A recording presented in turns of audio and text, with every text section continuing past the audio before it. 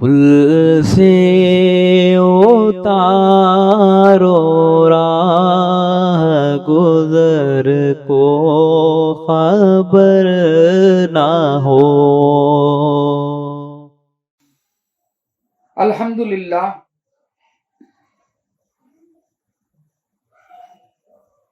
اللہ کا بڑا احسان ہے کہ اس نے ہمیں سرکار دو عالم سرور کائنات صلی اللہ علیہ وسلم کے امت میں پیدا فرمایا اور ہمیں آپ کا امتی ہونے کا فخر عطا فرمایا۔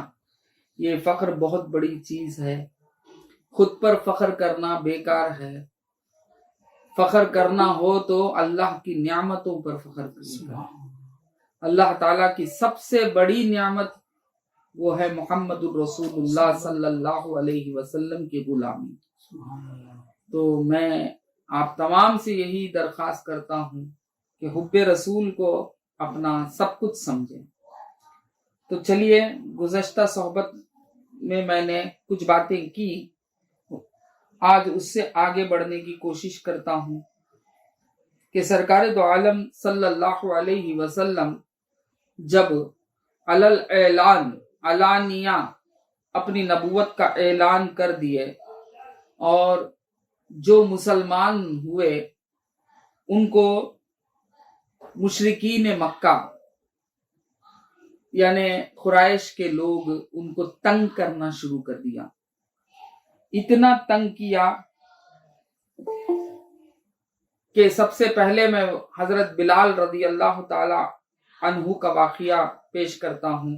سرکار سیدنا بلال حبشی رضی اللہ تعالی عنہ جو امیہ بن خلف کے غلام تھے، جب اسے معلوم ہو گیا کہ حضرت بلال رضی اللہ تعالی عنہ مشرف اسلام ہو گئے اور وہ عہد کے نعرے لگا رہے ہیں، تو اس نے ان کو تکلیف دینا شروع کر دیا۔ کیسی تکلیفیں دی کہ ان کو باندھ کر کوڑے مارنا شروع کیا، پھر ان کو گرم ریت پر لٹایا اور گرم چٹانیں ان کے سینے پر رکھ دی اور ان سے یہی کہتا رہا کہ تو یہ کہہ دے کہ میں ایمان لایا لات اور عزا پر، میں تجھے چھوڑ دیتا ہوں۔ تو آپ نے ہرگز ایمان لات اور عزا پر نہیں لایا، بلکہ عہد کا نعرہ لگاتے رہے۔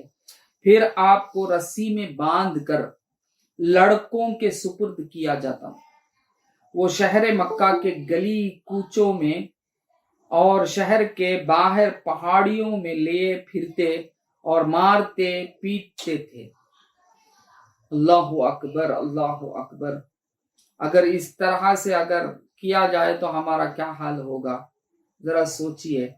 مگر اللہ تعالیٰ کا کتنا بڑا ان پر کرم ہے، اس کے باوجود بھی وہ ایمان سے مکڑے نہیں۔ یہ کون سی چیز ہے جو آپ کو رکائے رکھی ہے، ایمان پر قائم رکھی ہے؟ تو یاد رکھو وہ ہے حب نبوی صلی اللہ علیہ وسلم۔ سرکار دو عالم صلی اللہ علیہ وسلم کی محبت، سرکار دو عالم صلی اللہ علیہ وسلم سے اپنے جان سے زیادہ محبت کرنا، یہی وجہ تھی کہ آپ کو ایمان پر قائم رکھا۔ اتنے تکلیفوں کے بعد بھی وہ یہی نعرہ لگاتے رہے، عہد کا نعرہ لگاتے رہے۔ اس طرح وہ مجبور ہو گیا، آپ کو مرتد کرنے کا اسے موقع ہی نہیں ملا، آپ مرتد ہی نہیں ہوئے، بلکہ وہ آپ کو اذیتیں دیتا مجبور ہو گیا، یہاں تک مجبور ہو گیا کہ آپ کو اگر بیچنے کے لیے بھی تیار ہو گیا۔ تو میں کیا بول رہا تھا کہ سرکار سیدنا حضرت بلال رضی اللہ تعالی عنہ تکلیفیں سہتے رہے اور ایمان کو چھوڑے نہیں۔ یہ وجہ کیا تھی؟ سرکار دو عالم صلی اللہ علیہ وسلم کی محبت تھی، حضور سے ان کی محبت تھی۔ اس کی وجہ تھی کہ آپ نے کبھی ایمان کو چھوڑا نہیں, اذیت اور تکلیفوں کو سہنے کے لیے تیار ہو گئے. اور یاد رکھیے پھر اور ایک حضرت عمار رضی اللہ تعالی عنہ اپنے والدین کے ساتھ, یعنی اپنے والد یاسر رضی اللہ تعالی عنہ اور والدہ سمیہ رضی اللہ تعالی عنہا, ان کے ساتھ یہ تینوں کے تینوں اسلام میں شامل ہوئے. یہ کس کے تھے؟ ابو جہل کے غلام, ابو جہل کے تھے. تو ابو جہل تو جانتے ہیں آپ کتنا بڑا وہ شیطان ہے, اور ابو جہل نے ان کو اتنا صدمہ دیا, بہت ساری تکلیفیں دی, اور حضرت سمیہ کو نیزہ مار کر شہید کر دیا. تو یہ سب سے پہلی شہادت تھی اللہ کی راہ میں, جو ایک عورت نے اللہ کی راہ میں سب سے پہلے شہادت کو قبول کری. یہ ہے اسلام کی حقیقت. سب سے پہلے جو شہید ہونے والے تھے وہ ایک عورت تھے, اور وہ بھی ایک صحابیہ تھے جن کا نام سمیہ رضی اللہ تعالی عنہا تھا. وہ کس کی بیوی تھی؟ یاسر کی بیوی تھی. اور کن کے والدہ تھی؟ حضرت عمار رضی اللہ تعالی عنہ کی والدہ تھی. بات سمجھ میں؟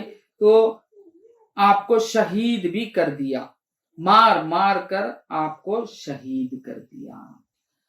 شہادت ہونے کے باوجود, والدہ کی شہادت ہونے کے باوجود بھی نہ تو یاسر مکڑے ایمان سے, نہ عمار مکڑے رضی اللہ تعالی عنہما, کوئی کچھ بھی ہلے نہیں. شہادت تو دے دی مگر ایمان چھوڑا نہیں. پھر کیا ہوا؟ حضرت زنیرہ رضی اللہ تعالی عنہا کو ابو جہل نے اس قدر مارا کہ مارتے مارتے اندھا کر دیا. مارتے مارتے آپ اندھی ہو گئی, یعنی اندھا کر دیا گیا آپ کو. اس کے باوجود بھی, اندھے ہو جانے کے باوجود بھی کیا نہیں چھوڑے؟ ایمان کو نہیں چھوڑے. اس طرح کئی غلام, کئی لونڈیوں کو تکلیفیں دینے لگے. جتنے بھی لوگ مجبور تھے, یعنی خاندان سے, ان کی خاندان جو بڑی خاندان سے رشتہ نہیں رکھے تھے, ان لوگوں کو تو زیادہ اذیت دینے لگے, اور جو غریب تھے ان کو زیادہ اذیتیں دینے لگے.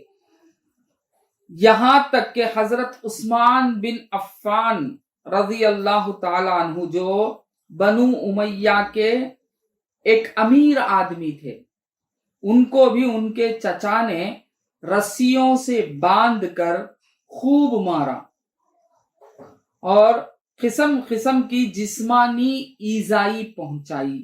اس کے باوجود بھی حضرت عثمان بن عفان رضی اللہ تعالی عنہ مکڑے نہیں, قائم رہے اسلام پر.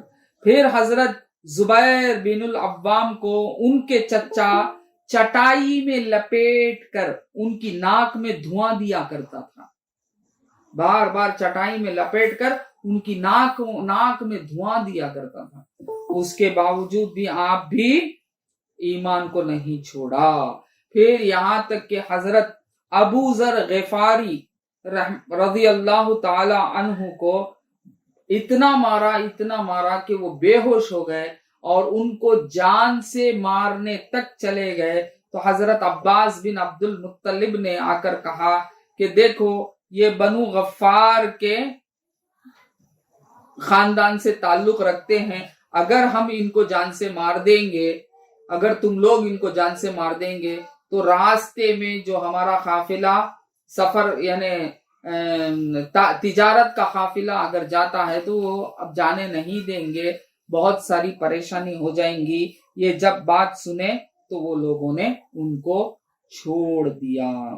اس طرح بہت کچھ, جتنے بھی صحابہ تھے ان کو تکلیفیں دینے لگے. ہر تکلیف سہنے والا مرتد نہیں ہوا. بڑا کمال تو یہ ہے کہ تکلیف تو سہتے رہے مگر کیا نہیں ہوئے؟ مرتد نہیں ہوئے. बात समझ में आई? मुर्तद नहीं हुए बल्कि तकलीफें सहते रहे, मुर्तद नहीं हुए। एक वक्त का वाकया है कि सरकार मदीना सल्लल्लाहु अलैहि वसल्लम को सहने काबा में शरारत वाले लोग उनकी गुस्ताखी करने पर आमदा हो गए। तो हजरत हारिस बिन अबी हाला रजी अल्लाह ताला अन्हु को खबर हुई तो दौड़े हुए आए आपको बचाने के लिए, दौड़े निकल कर आए, आकर आपको बचाने के लिए आए और आपको उन शरारत वालों से हटाए। मगर क्या हुआ, हाथापाई की वजह से आप शहीद हो गए, यानी हजरत हारिसा रजी अल्लाह ताला अन्हु शहीद हो गए। और सरकार दो आलम सल्लल्लाहु अलैहि वसल्लम को वो कुछ कर ना पाए, मगर उनको जो बचाने आए उनको शहीद कर दिए। इस तरह बहुत ज्यादा से ज्यादा तकलीफें देने लगे और सहाबा तकलीफ उठाते रहे, और उसके बावजूद भी एक फर्द भी जो भी इस्लाम लाया इस्लाम से मुकड़ा नहीं, मुर्तद नहीं हुआ। तो इन वाक़ियात से हमें भी क्या दर्स मिलता है कि हम भी इस्लाम पर, अल्लाह ताला ने हम पर करम फरमाया है कि हमें ऐसा इस्लाम अता फरमाया है जिस इस्लाम को हासिल करने के लिए सहाबा ने अपनी जिंदगियां कुर्बान कर दी, अपने रिश्तेदारों से दूर हो गए। समझ में आई क्या बात? मगर मुर्तद नहीं हुए। हमको भी चाहिए कि हम जिस पर खड़े हैं वो हमारे लिए बहुत बेहतरीन चीज है इस्लाम, और ये छोटे मोटे तकालीफों को देखकर हम कहीं गफलत ना ले लेना कि हम अपने ईमान को ना खोना। बात समझ में आई? ईमान को मुस्तहकम रखें, ईमान पर कायम रहें, ईमान अफजल है, ईमान पर कायम रहें, इस्तिकामत अता करें ईमान पर कि अपने ईमान को जाने ना दे। बात समझ में आई? आज तो अल्हम्दुलिल्लाह अल्लाह ताला ने वैसे तकलीफों से तो हमको नहीं गुजार रहा है। हमको जो आज कल तकलीफें आ रही हैं वो हमारी वजह से आ रही हैं। हम जो करतूत करते हैं उसकी वजह से अल्लाह ताला ने हम पर अजाब नाजिल करता है, ताकि वो अजाब से डर कर, खौफ खाकर, ताइब होकर, अल्लाह ताला से इस्तगफार चाहकर फिर से लौट कर हम अल्लाह और उसके रसूल की तरफ आ जाएं। समझ में आया क्या? इसलिए हमारी करतूतों की वजह से हमको यहां अजियत मिलती है। वहां सहाबा को जो तकलीफें मिली वो उनकी अपनी करतूतों की वजह से नहीं बल्कि ईमान लाने की वजह से मिली। मगर अल्लाह ताला हम पर अब इतना बड़ा फजल फरमाया है कि ईमान लाने पर तो हमें तकलीफ कोई नहीं दे रहा है, बल्कि हम अपनी वजह से, हमारी करतूतों की वजह से, हमारे ईमान में कमी की वजह से, कमजोर ईमान की वजह से ये तमाम मुश्किलात आ रहे हैं। अब देखिए वो जो भी सहाबा थे, वो सहाबा किसकी बात पर कायम रहे? तकलीफ होने के बावजूद किसकी बात पर कायम रहे? सरकार मदीना सल्लल्लाहु अलैहि वसल्लम की बात पर कायम रहे।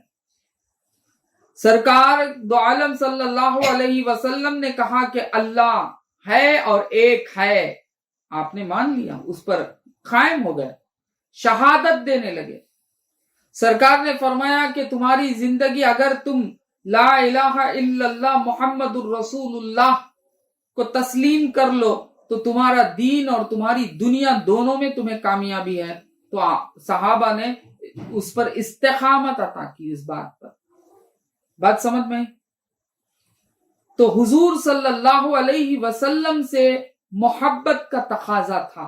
हुजूर को पहचानते थे, हुजूर को जानने लगे, हुजूर को पहचानने लगे, हुजूर की हालतों को देखते रहे, उनकी जो जिंदगी पहले की जो गुजरी है उसमें ये देखते रहे कि एक मुशरिकीन, काफिरीन भी आपको अमीन और सादिक के नाम से पुकारा करते थे, और ये भी देखे कि ये सच्चे हैं, इनके सिवा सच्चाई दूसरा कोई सच्चा नहीं हो सकता, इनसे बेहतर कौन सच्चा हो सकता। इस बात पर उन्हें यकीन कामिल था।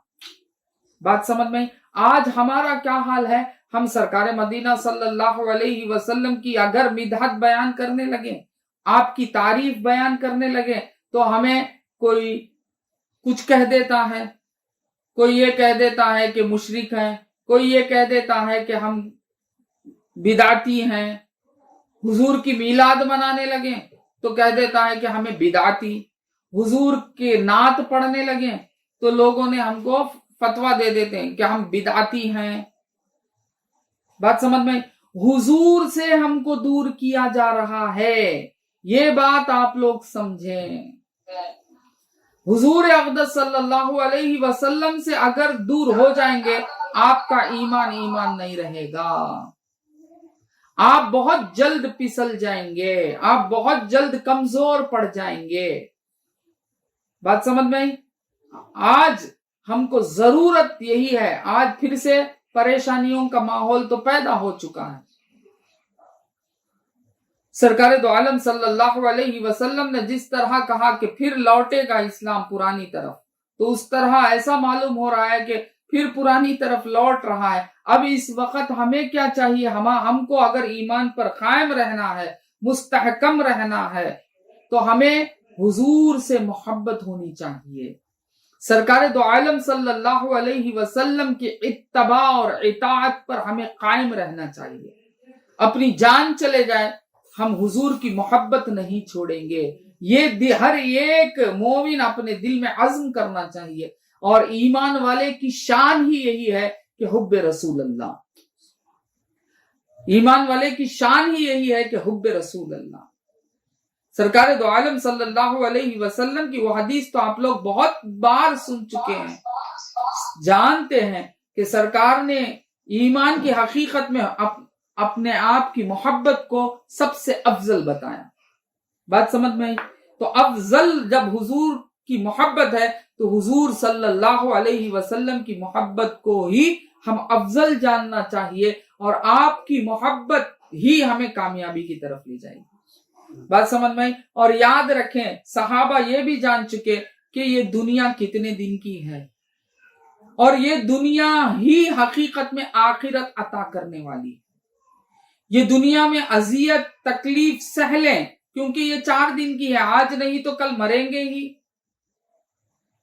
آج نہیں تو کل مریں گے ہی، مگر آخرت جو ہے وہ ابدی ہے، وہ آخرت کو سنوار کر چلے جانا عقل مندی ہے۔ بات سمجھ میں؟ بہت بڑی عقل مندی ہے۔ ایک واقعہ اس درمیان میں پیش کرتا ہوں کہ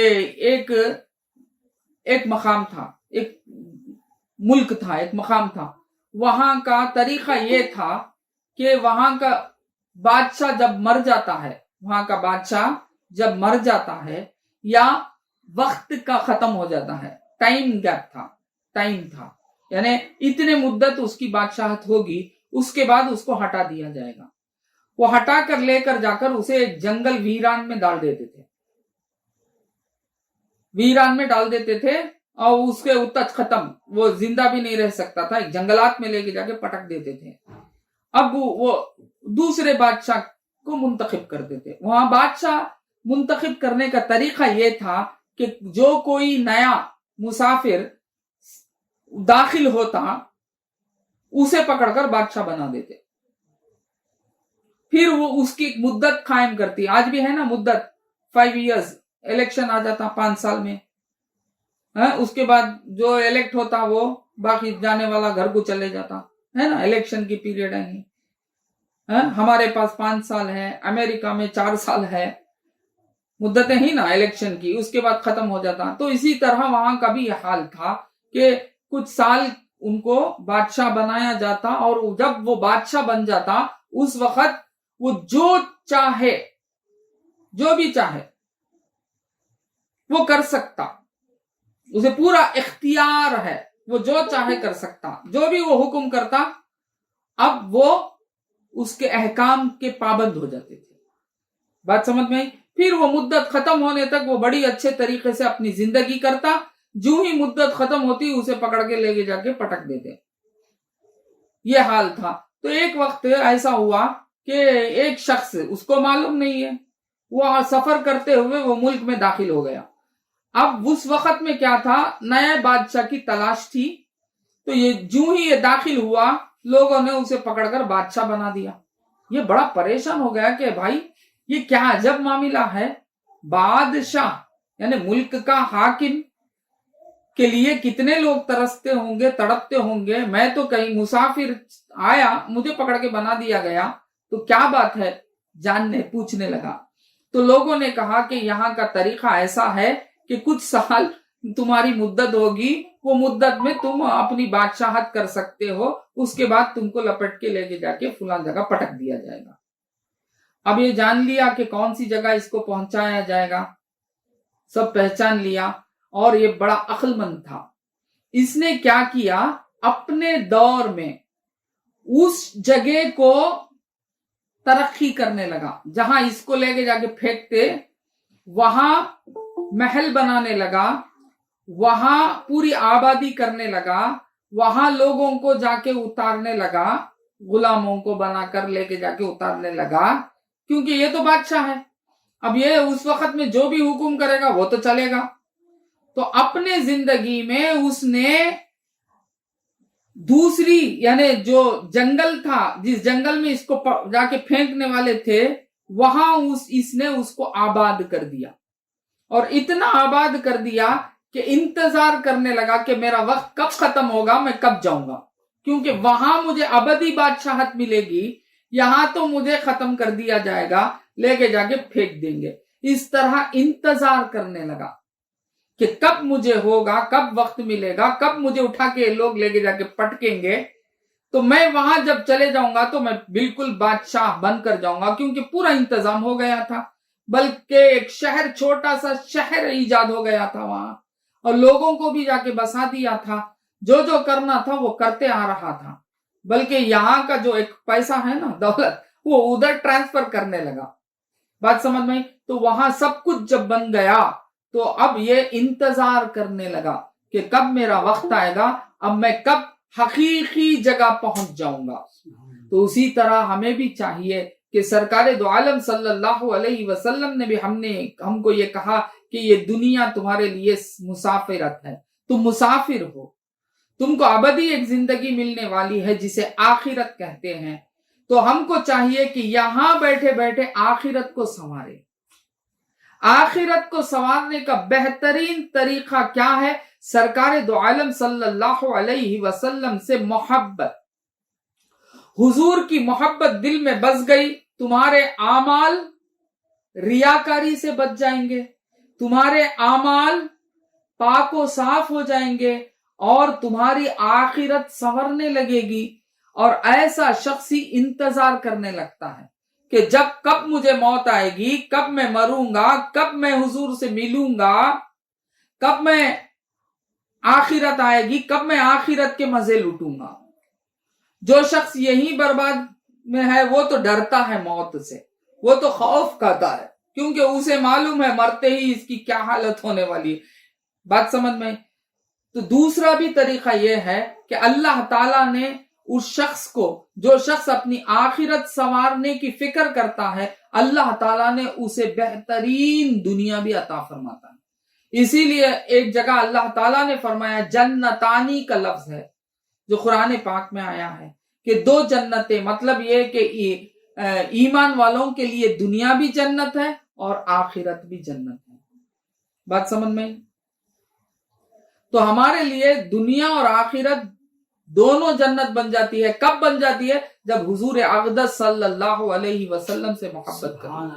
تو صحابہ کا تو ہمارا تو یہ عالم ہے کہ ہم تھوڑی تھوڑی سی مشکلوں کو سہنے کے لیے تیار نہیں ہوتے, مگر صحابہ کی زندگی اگر دیکھیں گے تو صحابہ یہی اس کلمے کو قائم رکھنے کے لیے, لا الہ الا اللہ محمد الرسول اللہ کو قائم رکھنے کے لیے اپنی زندگیوں کو جو بھی ہوتا سہنے کے لیے تیار ہو گئے تھے.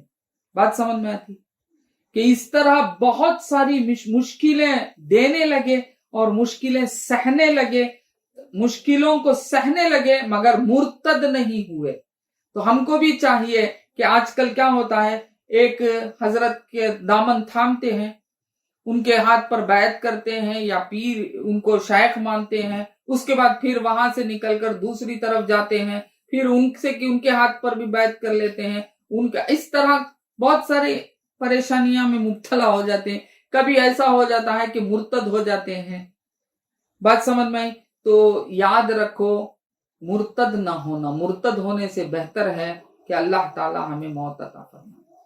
سمجھ میں آیا کیا؟ مرتد بہت بڑی چیز, غلط چیز ہے. مرتد ہو جائیں گے تو بہت بڑا عذاب ہے. تو اللہ تعالی ہمیں مرتد ہونے سے بچائے.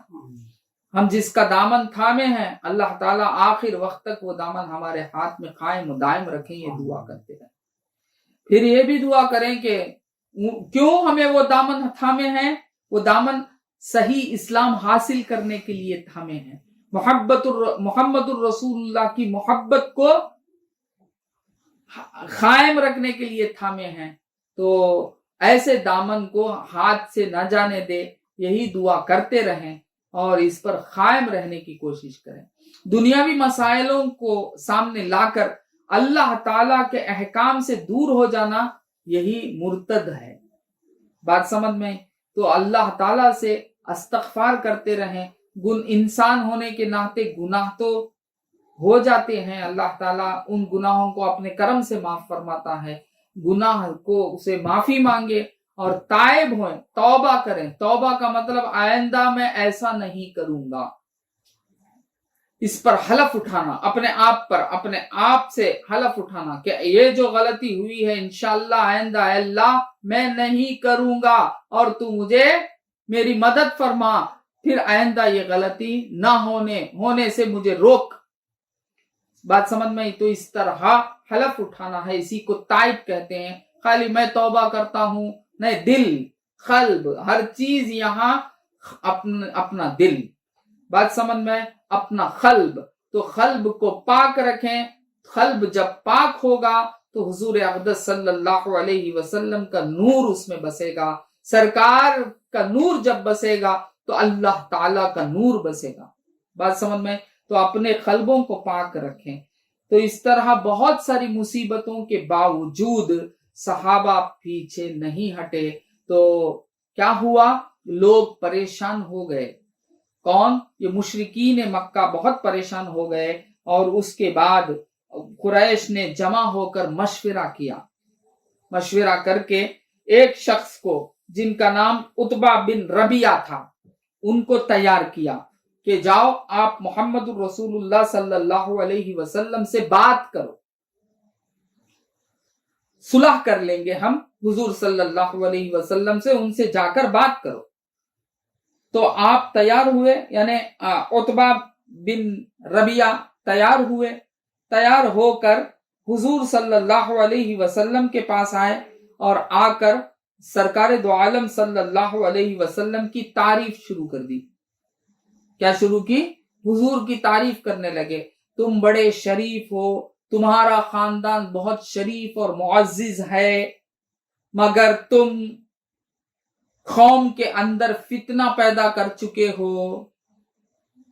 اگر تم اس کے وجہ سے مال چاہتے ہو تو ہم تم کو اتنا مال عطا کرنے کے لیے تیار ہیں کہ تمہارے جیسا کوئی کیا نہ ہوگا, مالدار نہیں ہوگا. ہم اتنا مال دینے کے لیے تیار ہیں. پھر کیا فرمائے وہ لوگ؟ اگر تم چاہتے ہو کہ سرداری پانا چاہتے ہو, سردار بننا چاہتے ہو, تو ہم تم کو سردار تسلیم کرتے ہیں اور ملک عرب کا بادشاہ بنا دیتے ہیں. پھر کیا فرمایا وہ؟ اگر تم یہ خواہش ہے تمہارے اندر کہ تم اچھے سے اچھے, حسین سے حسین لڑکی سے شادی کرنا چاہتے ہو تو ہم بہت اچھی لڑکی کو آپ کے سامنے لا لیں گے, آپ ان سے شادی کر لیں, نکاح کریں, اور تم سب پورا کچھ چاہتے ہو یہ بھی دینے کے لیے تیار ہیں, مگر اس کے عوض میں آپ کیا کرنا کہ ہم کو ہمارے بتوں کو, جو ہمارے آبا و اجداد نے جن کو خدا مانا ہے, وہ بتوں کو جو گالیاں دے رہے ہیں آپ, وہ بتوں کو بت نہیں بتا رہے ہیں, خدا نہیں بتا رہے ہیں, یہ سب چھوڑ دیں اور آپ کو اچھی سے اچھی زندگی عطا کر دیں گے۔ سرکار دو عالم صلی اللہ علیہ وسلم نے جب یہ پوری باتیں سننے کے بعد کہا کہ کیا تقریر ختم ہو گئی آپ کی؟ انہوں نے کہا کہ ہاں ختم۔ تو آپ نے سورہ حامیم سجدہ تلاوت کرنا شروع کر دیا۔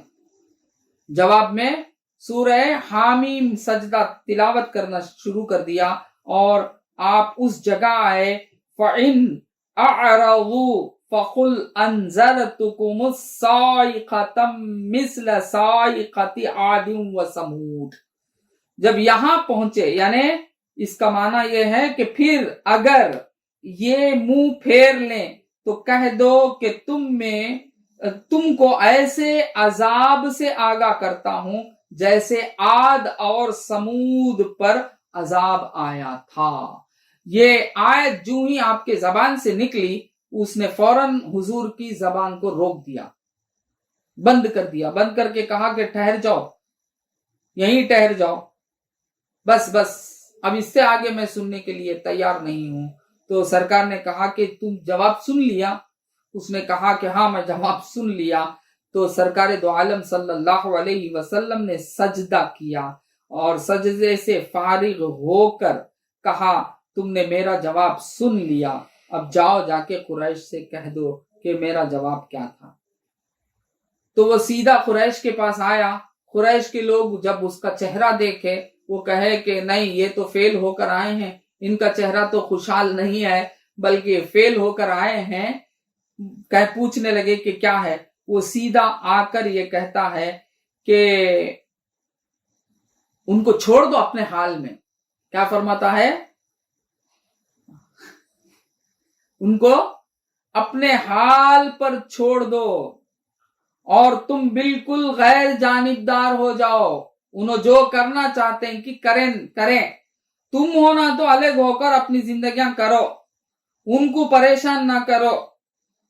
اگر یہ عرب پر غالب ہو جائیں گے، اگر یہ اپنے مذہب کو عام کر کر عرب پر غالب ہو جائیں گے تب بھی ہمیں فائدہ ہی فائدہ ہے، وہ ہمارے بھائی ہیں، یعنی اہل قریش سے ہیں نہ بنو ہاشم سے ہیں، وہ ہمارے بھائی ہیں، ہم کو ہی ترقی ہی ملے گی۔